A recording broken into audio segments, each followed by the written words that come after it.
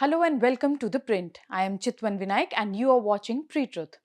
To begin with, let us talk about Mallikarjun Kharge and his term in Rajya Sabha. With roughly 75 Rajya Sabha seats headed for polls this year, Delhi's political grapevine is buzzing anew. Congress leaders are especially looking at Karnataka, where the party would likely be able to win 3 of the 4 seats that will fall vacant.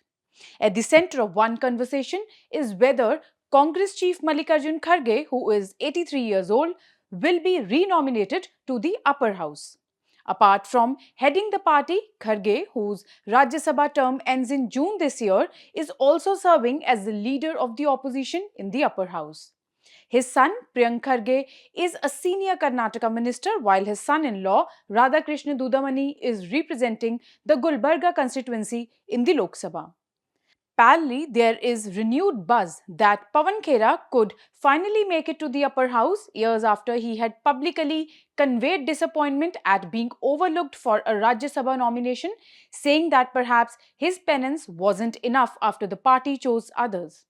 Many Congress leaders are, however, getting piqued by the party high command's decision to distribute largesse to loyalists. Karnataka leaders, for instance, say that if they are the ones who brought the party back to power, they and not outsiders have the first claim on the Rajya Sabha seats. You bring the Congress to power in your state and you go to the Rajya Sabha. It's very demotivating for party leaders who sweat it out in elections only to see paratroopers getting the cake, quipped a Congress leader. Moving on next, let us talk about the moment when Priyanka Gandhi met Jaya Bachchan.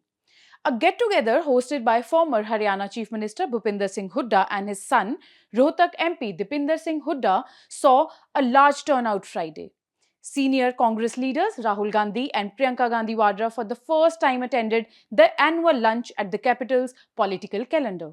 Several Congress leaders, along with leaders from other opposition parties, were also present. Huda Sr. took Rahul and Priyanka around the food stalls where the sibling duo sampled various chaat items brought in by the popular Old Delhi vendors along with elaichi tea. Samajwadi Party's Rajya Sabha MP Jaya Bachchan also attended the gathering. She arrived as the Gandhi siblings walked towards their vehicle, but Priyanka soon returned and was seen embracing her warmly. Moving on to Uttar Pradesh now. Last month, former Uttar Pradesh Minister Naseemuddin Siddiqui resigned from the Congress, accusing the party of not using his political experience properly. Siddiqui, who was once a close aide of BSP President and former UP Chief Minister Mayawati and considered one of the most powerful ministers in her cabinet, said he felt suffocated in the Congress. After quitting the party, Siddiqui claimed that it has now become difficult to even get an appointment with the Gandhi siblings.